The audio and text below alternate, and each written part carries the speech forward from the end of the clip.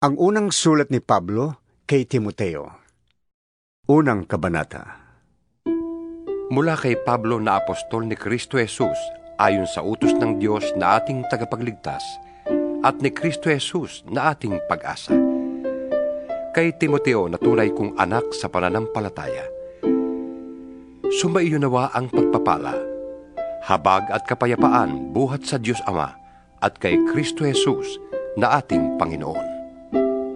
Gaya ng itinagubiling ko sa iyo, bago ko pumunta sa Macedonia, ibig kong manatili ka sa Efeso upang sabihan mo ang ilang tao diyan na huwag magturo ng maling aral at huwag nilang pag-aksayahan ng panahon ng mga alamat at mahabang talaan ng mga angkan. Yan ay pinagmumulan lamang ng mga pagtatalo at hindi nakakatulong sa tao upang matupad ang plano ng Diyos sa pamamagitan ng pananampalataya. Ang layunin ng tagubiling ito ay upang magkaroon kayo ng pag-ibig na nagmumula sa pusong dalisay, malinis na budhi at tapat na pananampalataya. May ilang tumalikod sa mga bagay na ito at nalulong sa walang kabuluhang pakikipagtalo. Ibig nilang maging tagapagturo ng kautusan, gayong hindi naman nila nauunawaan ang kanilang sinasabi at ang kanilang ipinagpipilitang ituro. Alam naman natin ang kautusan mabuti kung ginagamit sa tamang paraan. Alalahanin nating ang kautusan ay hindi ginawa para sa mabubuting tao, kundi para sa mga walang kinikilalang batas at mga kriminal, para sa mga hindi kumikilala sa Diyos at mga makasalanan, para sa mga lapastangas sa Diyos at walang hilig sa kabanalan, para sa mga mamamatay tao at pumapatay ng sariling ama o ina. Ibinigay rin ang kautusan para sa mga mahihilig sa kahalayan at nakikiapit sa kapwa lalaki, para sa mga kidnapper, para sa mga sinungaling, at mga saksing hindi nagsasabi ng totoo. Ang kautusan ay ibinigay para sa lahat ng mga sumasalungat sa mabuting aral. Ang aral na ito'y ayon sa magandang balita na ipinagkatiwala sa akin ng dakila at mapagpalang Diyos. Nagpapasalamat ako sa ating Panginoong Hesukristo na nagbibigay sa akin ng lakas, dahil itinuring niya akong karapat-dapat na maglingkod sa Kanya. Kahit na noong unay nilapastangan, inusig at nilait ko siya. Sa kabila nito'y nahabag sa akin ng Diyos, sapagkat hindi ko nalalaman ang aking ginagawa noong ako'y hindi pa sumasampalataya. Sumagana sa akin ang kagandahang loob ng ating Panginoon at ipinagkaloob niya sa akin ang pananampalataya at pag-ibig na natatagpuan sa ating pakikipag-isa kay Kristo Jesus. Totoo ang pahayag na ito at dapat paniwalaan ng lahat, na si Kristo Jesus ay dumating sa sanlibutan upang iligtas ang mga makasalanan, at ako ang pinakamasama sa lahat. Ngunit akong pinakamasama ay kinahabagan upang ipakita ni Kristo Jesus kung gaano siya katiyaga at maging halimbawa ito sa mga sasampalataya at bibigyan ng buhay na walang hanggan. Purihin natin at walhatiin magpakailanman ang iisang Diyos, Haring walang hanggan, walang kamatayan at di nakikita. Amen. Timoteo, anak ko, ang mga bagay na ito'y itinatagubilin ko sa iyo ayon sa mga pahayag na sinabi tungkol sa iyo, upang sa pamamagitan ng mga ito ay masigla kang makipaglaban. Nataglay ang matibay na pananampalataya at malinis na budhi. May mga taong hindi sumunod sa kanilang budhi, at dahil dito, ang pananampalataya nila ay natulad sa isang barkong nawasak. Kabilang sa mga iyon sina Himeneo at Alejandro. Kaya ipinaubaya ko na sila kay Satanas upang matigil na kanilang paglapastangan sa Diyos. Ikalawang kabanata. Una sa lahat, ipinapakiusap kong idulog ninyo sa Diyos ang inyong mga kahilingan, panalangin, pagsamo, at pasasalamat para sa lahat ng tao, at para sa mga hari at may kapangyarihan, upang tayo makapamuhay ng tahimik, payapa, marangal, at may kabanalan. Yan ang mabuti at nakalulugod sa Diyos na ating tagapagligtas. Ibig niyang ang lahat ng tao ay maligtas at makaalam ng katotohanan ito. Iisa ang Diyos at iisa ang tagapamagitan sa Diyos at sa mga tao, ang taong si Kristo Jesus, na naghandog ng kanyang buhay upang tubusin ang lahat. Ang katotohanan ito ay pinatunayan sa takdang panahon. Dahil dito, ako'y pinili upang maging tagapangaral, apostol, at tagapagturo ng pananampalataya at katotohanan ito sa mga hintil. Totoo ang sinasabi kong ito at hindi ako nagsisinungaling. Ibig kong ang mga lalaki sa lahat ng dako ay manalangin ng may malinis na puso, walang sama ng loob at galit sa kapwa.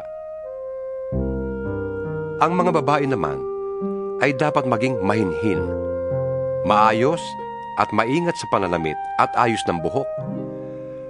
Ang maging hiyas nila'y hindi ang mamahalin at mararangyang damit, mamahaling alahas na ginto o perlas. Sa halip, ang maging gayak nila ay mabubuting gawa, gaya ng nararapat sa mga babaeng itinuturing na makadiyos.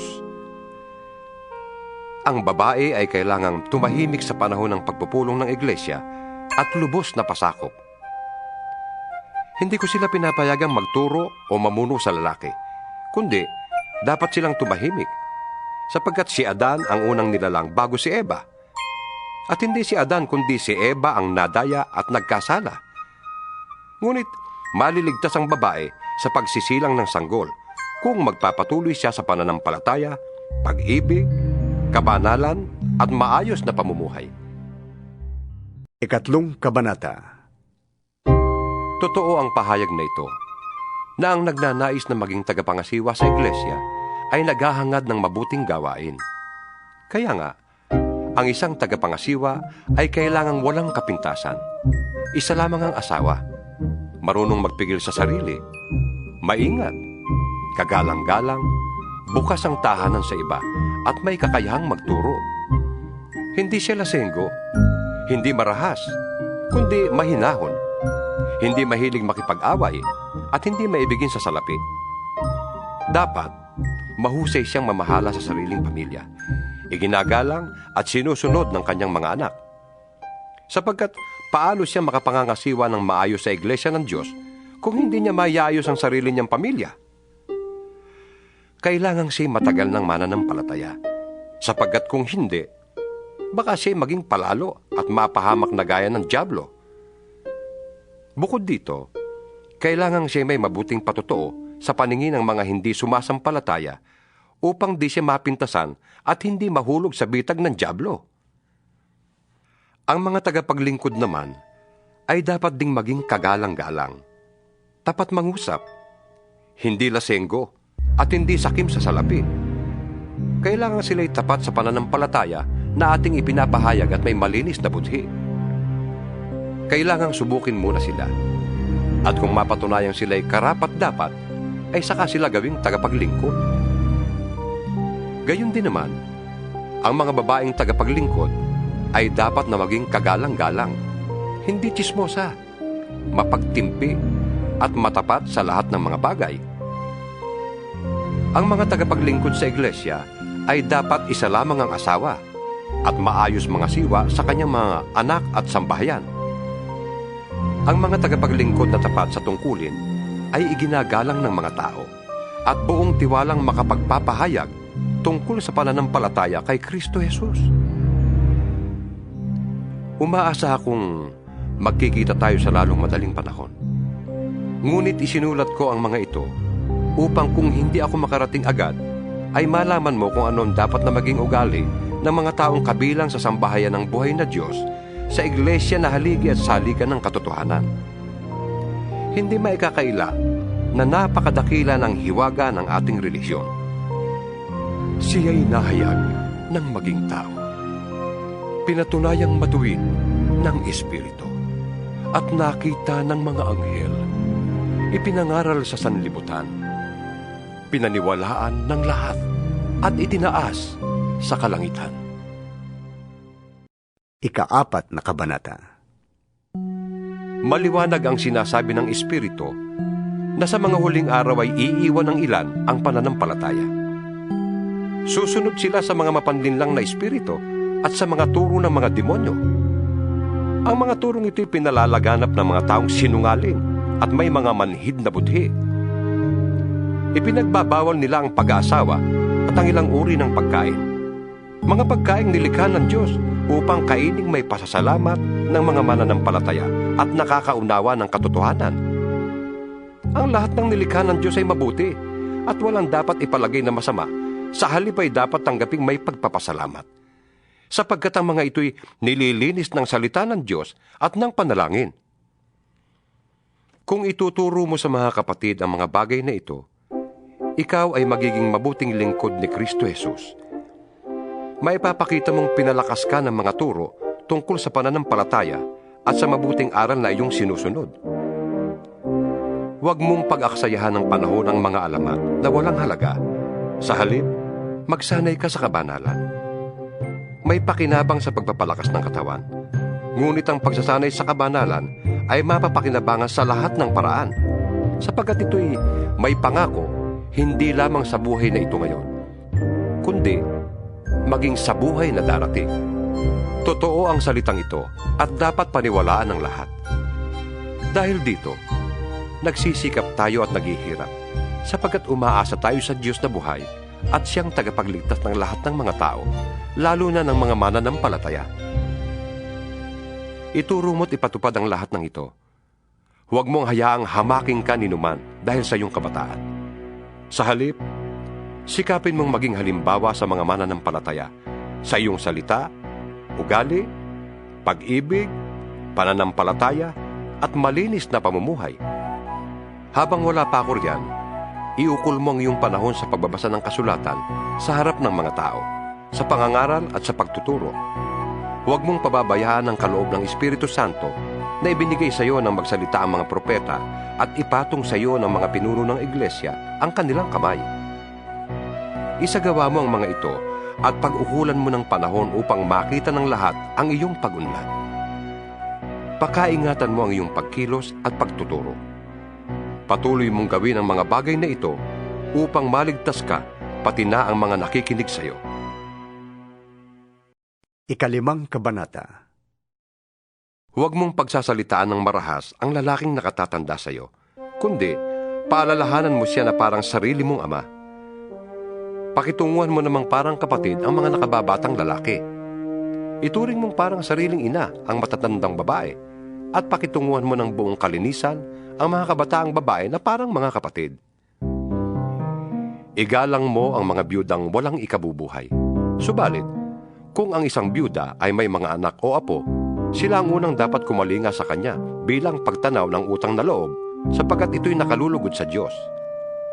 Ang tunay na biyuda ay iyong nag-iisa na sa buhay, at tanging sa Diyos lamang umaasa, kaya't patuloy siyang nananalangin sa araw at gabi. Samantala, ang biyudang nabubuhay sa kalayawan ay maituturing ng patay. Ipatupad mo sa kanila ang utos na ito, upang walang maisumbat sa kanila ang sinuman. Ang sinumang hindi kumakalinga sa kanyang mga kamag-anak, lalo na sa mga kabilang sa kanyang pamilya, ay tumatalikod sa pananampalataya at mas masama pa sa isang di mananampalataya. Ang biyudang dapat isama sa listahan ng tutulungan ay iyong di bababa sa 60 taong gulang. Minsan lamang nag-asawa, kilala sa paggawa ng kabutihan, nagpalaki ng maayos sa kanyang mga anak, magiliw tumanggap sa nakikituloy sa kanyang tahanan, naglingkod ng may kababaang loob sa mga kapatid sa Panginoon, tumulong sa mga nangangailangan at inialay ang sarili sa paggawa ng mabuti. Huwag mong isasama sa listahan ng mga biyuda ang mga bata pa, sapagkat kapag nag-aalabag ka nilang pagnanasa, mapapalayo sila kay Kristo at mag-aasawang muli. Sa gayon, nagkakasala sila dahil sa hindi pagtupad sa una nilang pangako kay Kristo. Sila'y nagiging tamad at nag-aaksaya ng panahon sa pangangapit bahay. At sila'y nagiging tsismosa, mahiling makialam sa buhay ng may buhay at madaldal. Kaya't para sa akin, mabuti pang sila'y mag-asawang muli, magkaanak at mag-asikaso ng tahanan, upang ang ating kaaway ay hindi magkaroon ng pagkakataong mapintasan tayo, sapagkat may ilan ang biyudang nailigaw ni Satanas. Kailangang alagaan ng babaeng mananampalataya ang mga kamag-anak nilang biyuda, nang hindi sila maging pabigat sa iglesia. Sa gayon, ang aalagaan ng iglesia ay yun lamang mga biyudang walang ibang inaasahan. Ang mga pinunong mahusay mamahala ay karapat-dapat tumanggap ng dobling paggalang, lalo na ang mga masigasig sa pangangaral at pagtuturo ng salita ng Diyos. Sapagkat sinasabi ng kasulatan, huwag mong tatalian ang bibig ng baka habang ginagamit sa pag-iik. Nasusulat din, ang manggagawa ay karapat-dapat bayaran. Huwag mong tatanggapin ang anumang paratang laban sa isang pinuno ng iglesia kung walang patotoo ng 2 o 3 saksi. Pagsabihan mo sa harap ng lahat, ang sino mang ayaw tumigil sa paggawa ng masama para matakot ang iba. Sa harap ng Diyos at ni Kristo Jesus at ng kanyang mga banal na mga anghel, iniuutos kong sundin mo ang mga bagay na ito nang walang kinikilingan o itinatangi. Huwag mong ipapatong agad ang iyong kamay sa sino man upang bigyan ito ng kapangyarihang mamahala. Ingatan mong huwag kang masangkot sa kasalanan ng iba. Manatili kang walang dungis. Huwag tubig lamang ang iyong iinumin. Uminom ka rin ng kaunting alak para sa iyong sikmura at dahil sa iyong madalas na pagkakasakit. May mga taong lantad na ang kasalanan bago pa humarap sa hukuman. At meron din namang ang kasalanan ay huli na kung mahayag. Gayon din naman, may mabubuting gawa na madaling mapansin. Ngunit, kung hindi man mapansin agad, ito'y hindi malilihim habang panahon. Ika-6 na kabanata. Ang mga alipin ay dapat magpakita ng buong paggalang sa kanilang mga amo para walang masabi laban sa pangalan ng Diyos at sa ating mga aral. At kung ang kanila namang amo ay kapwa nila Kristiyano, hindi sila dapat magkulang ng paggalang sa mga ito sa dahilang sila'y magkapatid sa pananampalataya. Dapat pa nga nilang pagbutihin ang kanilang paglilingkod sapagkat ang pinaglilingkuran nila ay kaisa sa pananampalataya at pag-ibig. Ituro mo't ipatupad ang mga bagay na ito. Kung nagtuturo ang sino man ng ibang turo at di sang-ayon sa mga tunay na salita ng Panginoong Hesukristo at sa mga aral tungkol sa kabanalan, siya ay nagyayabang, ngunit walang nalalaman. Sakit na niyang manuligsa at makipagtalo tungkol sa mga salita. Bagay na humahantong sa inggitan, alitan, kutsaan at pagbibintang. Mahilig din siyang makipagtalo sa mga taong liko ang pag-iisip at di kumikilala sa katotohanan. Akala ng mga ganitong tao ay paraan ng pagpapayaman ang relihiyon. Kung sa bagay, malaki nga ang mapapakinabang sa relihiyon kung ang tao ay marunong masyahan. Wala tayong dalang anuman sa sanlibutan at wala rin tayong madadalang anuman pag-alis dito. Kaya, dapat na tayong masyahan kung tayo'y may kinakain at may isinusuot. Ang mga nagnanasang yumaman ay nauhulog sa tukso at nasisilo sa bitag ng masasamang hangaring magtutulak sa kanila sa kamatayan at kapahamakan. Sapagkat ang pag-ibig sa salapi ay ugat ng lahat ng kasamaan. Dahil sa paghahangad na yumaman, may mga taong nalalayo sa pananampalataya at nasasadlak sa maraming kapighatian. Ngunit ikaw na lingkod ng Diyos, umiwas ka sa mga bagay na ito. Sikapin mong mamuhay ng matuwid, may kabanalan, pananampalataya, pag-ibig, pagtitiis at kahinahunan. Ipaglaban mo ng puspusan ng pananampalataya. Manangang kang mabuti sa buhay na walang hanggan dahil diyang katinawag ng Diyos nang ipahayag mo sa harap ng maraming saksi ang iyong pananalig kay Kristo. Hindi uutos ko sa iyo, sa ngalan ng Diyos na nagbibigay buhay sa lahat, at sa harap ni Kristo Jesus na nagbigay ng mabuting patotoo kay Poncio Pilato. Sundin mong mabuti ng may katapatan ang mga iniutos sa iyo hanggang sa pagbabalik ng Panginoong Hesukristo. Siya'y darating sa panahong itinakda ng mapagpala at makapangyarihang Diyos, Hari ng mga hari at Panginoon ng mga Panginoon. Siya lamang ang walang kamatayan at nananatili sa liwanag na di matitigan. Walang taong nakakita o makakakita sa Kanya. Sa Kanya ang karangalan at kapangyarihang walang hanggan. Amen. Ituro mo sa mayayaman na huwag silang magmamataas at huwag silang umasa sa kayamanang lumilipas, kundi sa Diyos na masaganang nagbibigay ng lahat ng ating kailangan upang tayo'y masiyahan. Turuan mo silang gumawa ng mabuti at magpakayaman sa mabuting gawa. Maging bukas palad at matulungin sa kapwa. Sa gayon, makakapag-impok sila para sa matatag na hinaharap at makakamtan nila ang tunay na buhay. Timoteo, pakaingatan mo ang ipinagkatiwala sa iyo. Iwasan mo ang mga usapang walang kabuluhan at ang likong pangangatwiran. Dahil sa kanilang pagmamarunong, may mga taong nalihis sa pananampalataya. Pagpalain nawa kayo ng Diyos.